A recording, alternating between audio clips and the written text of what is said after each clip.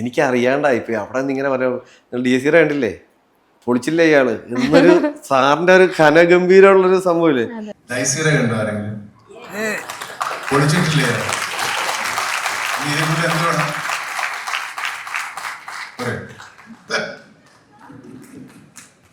അത് കേട്ടപ്പോ എനിക്കറിഞ്ഞൂടാ ഞാൻ ഏത് ലോകത്തായിരുന്നോ ഏത് മൂഡിലായിരുന്നു. എനിക്ക് എൻ്റെ കണ്ണൊക്കെ നിറഞ്ഞിട്ടേ എനിക്ക് കയ്യിൽ നിന്ന് പോയി, സത്യത്തിൽ എനിക്ക് കയ്യിൽ നിന്ന് പോയി.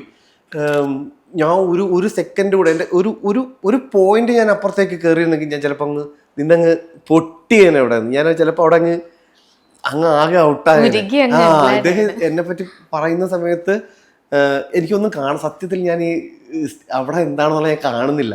ഫുള്ള് എനിക്ക് ബ്ലാങ്കാ, എന്താണ് സംഭവിക്കുന്നത് എന്നുള്ളൊരു ഐഡിയ കിട്ടാതെ അങ്ങനെ ഒരു സ്റ്റേറ്റ്മെന്റ് അദ്ദേഹം പറയുമ്പോൾ അയ്യോ എനിക്ക് ആലോചിക്കുമ്പോണ്ടല്ലോ, ഞാൻ ഡെയിലി അത് കാണുമ്പോൾ കിട്ടുന്നൊരു കിക്കുണ്ട്, ഭയങ്കരമാണ്. ഭയങ്കര കാര്യം. ഞാൻ ഇത് കഴിഞ്ഞിട്ട് ഞാൻ പലയിടത്ത് പോകുമ്പോഴാണ് അതിൻ്റെ വാല്യൂ എന്താണെന്ന് എനിക്ക് മനസ്സിലാവുന്നത്. ഓരോ സ്ഥലത്തും എന്നെ ഒരാള് ഞാൻ ആദ്യമായിട്ട് ഇട്ടാട്ടോ ആ ഷർട്ട്, ആ പ്രോഗ്രാമിനായിട്ട് ഞാൻ അത് നമ്മുടെ അദ്ദേഹത്തിൻ്റെ തന്നെ കോസ്റ്റ്യൂമറുണ്ട്, അഭിജിത്ത്. പുള്ളിയുടെ എനിക്ക് നല്ല രസമായിരിക്കും ചേട്ടാ, നല്ല രസമായിരിക്കും സ്റ്റേജിലൊക്കെ. ഓക്കെ, അപ്പം നമുക്ക് സ്റ്റേജിൽ കയറുക എന്നുള്ളതാണില്ല, പക്ഷെ ആ ഫംഗ്ഷൻ പങ്കെടുക്കുമ്പോൾ ഒത്തിരി കളർഫുള്ളായിട്ടൊക്കെ ഇരിക്കാമല്ലോ, അതൊക്കെ കരുതിയിട്ടാണ്. ഇപ്പം ഈ ഷർട്ട് പോലും അഭിയുടെ കേട്ടോ, അഭി തന്നതാ. മറ്റേ ത്രെഡ് ലോക്കർ എന്നിട്ട് പുള്ളിയുടെ സംഭവമുണ്ട്. അപ്പോൾ അങ്ങനെ ഞാൻ കയറിയതാണ്. അപ്പോൾ ഞാൻ അന്ന് ആദ്യമായിട്ടാണ് അദ്ദേഹം ഇങ്ങനെ ചേർത്ത് പിടിക്കുന്നത്, ആ ഹഗ്ഗില്.